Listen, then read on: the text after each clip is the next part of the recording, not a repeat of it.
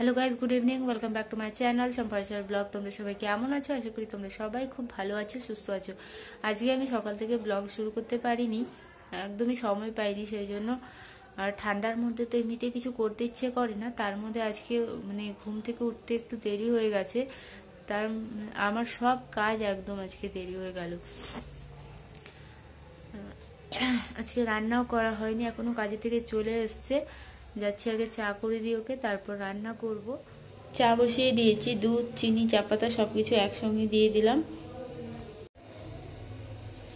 সকালে তো আমি একটু সেদ্ধ ভাত করেছিলাম, সেটাই দুপুরে খেয়েছি। এখন তরকারি করতে হবে, সেই জন্য আলু ফুলকপি কেটে নিয়েছি, আলু ফুলকপির তরকারি করব। চা হয়ে গেছে, কড়াই বসিয়ে দিলাম, তরকারি তাড়াতাড়ি করে নিব।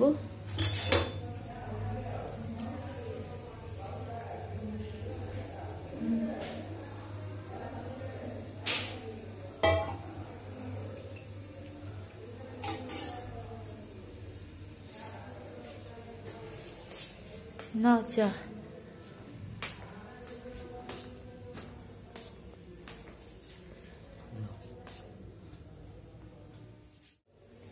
ঠান্ডার মধ্যে তাড়াতাড়ি ওঠা যায় না সকালে, আর দেখো একটু উঠতে দেরি হলে আমার সব কাজ দেরি হয়ে যায়। একা একা বাচ্চা নিয়ে সবকিছু করাও যায় না তাড়াতাড়ি। তার মধ্যে শরীরটাও আজকে ভালো লাগছে না, একদম মনে হচ্ছে কি পুরো জ্বর জ্বর ভাব লাগছে। তাড়াতাড়ি রান্নাটা করে নি।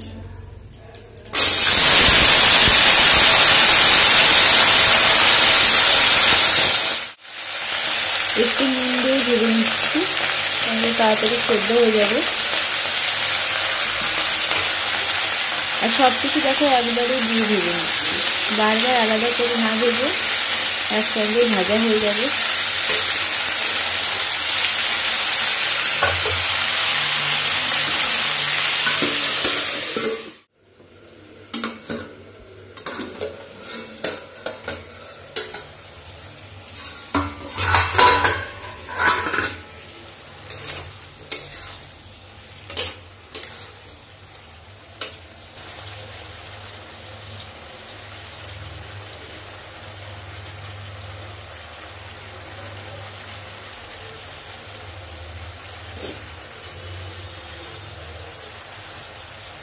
কাঁচা লঙ্কা তো দিয়েছি, তবুও একটু উপর থেকে শুকনো লঙ্কার গুঁড়ো দিয়ে দিচ্ছি।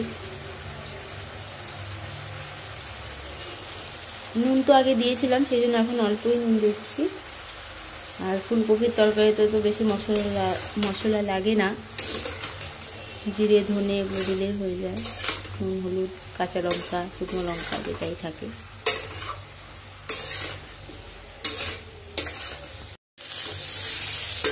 কি ঠান্ডা পড়েছে এবার, ভেবেছিলাম ঠান্ডা পড়বে না হয়তো বেশি, কিন্তু হঠাৎ করে দেখো এত ঠান্ডা পড়লো, আর থাকা যাচ্ছে না।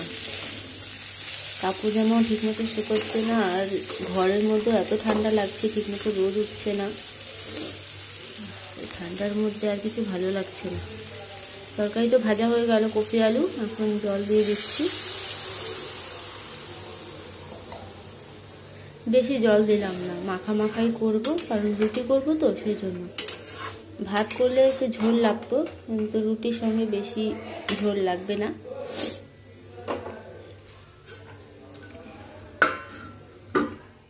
তরকারি হচ্ছে, এদিকে আটাও মেখে নিচ্ছি। তরকারিটা হলে তাড়াতাড়ি রুটি করে নেব।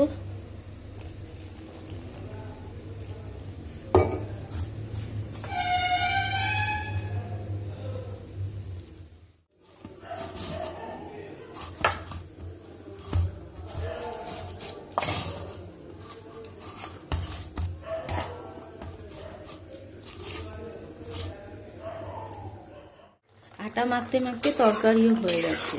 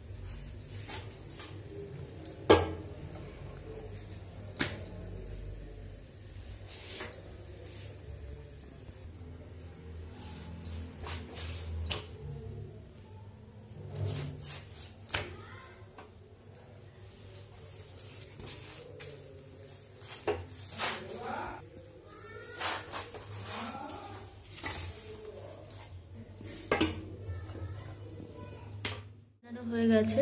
আর দেখো এদিকে ধনেপাতা কেটে রেখেছিলাম দিব বলে, আর দেওয়া হয়নি, এখন দিয়ে দিচ্ছি উপর থেকে।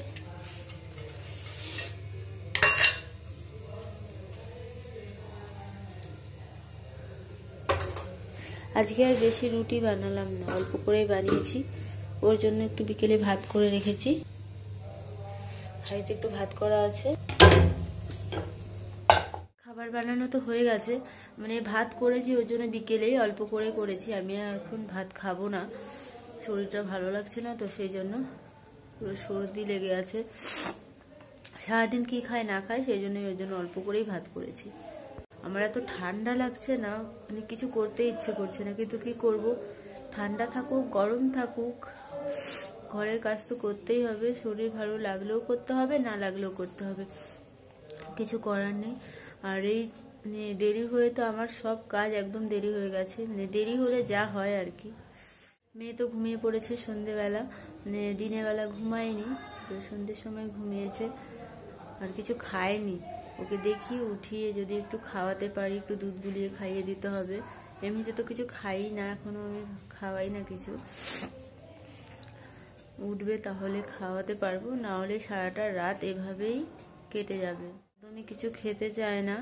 আর ওরও দেখছি একটু একটু ঠান্ডা লেগে আছে, মানে ঠান্ডা বলতেই কাশি হচ্ছে একটু। ওষুধ তো দিচ্ছি, তাড়াতাড়ি কমে যাক, ওটাই ভালো। আজকে আর আমি তোমাদের সঙ্গে বেশি কিছু শেয়ার করতে পারিনি, বুঝতেই পারো ঠান্ডার মধ্যে শরীর ভালো লাগছিল না, কিছুই ভালো লাগছিল না আমার, সেই জন্য আর কিছু করা হয়নি, যে কারণে আমি রান্নাটাও করতে পারিনি। আর উঠতে মানে আমি ভাবছি এবার থেকে মানে কতই ঠান্ডা থাকুক না কারণ একটু তাড়াতাড়ি ওঠারই চেষ্টা করতে হবে, তাহলে সব কাজ সময় মতো করা হবে, নাহলে আজকের মতনই হবে, রান্নাও করতে পারিনি। আজকের ব্লগ আমি এখানেই শেষ করছি, আবার তোমাদের সঙ্গে কালকে দেখা হবে নতুন ব্লগ নিয়ে। তোমরা ভালো থেকো, সুস্থ থেকো। আমার এই ভিডিও যদি তোমাদের ভালো লাগে তাহলে একটা লাইক করে দিও, শেয়ার করো, কমেন্ট করো। আর এখনো যারা আমাদের চ্যানেলকে সাবস্ক্রাইব করোনি তারা প্লিজ আমাদের এই চ্যানেলটাকে সাবস্ক্রাইব করে দিও। তোমাদের সবাইকে গুড নাইট।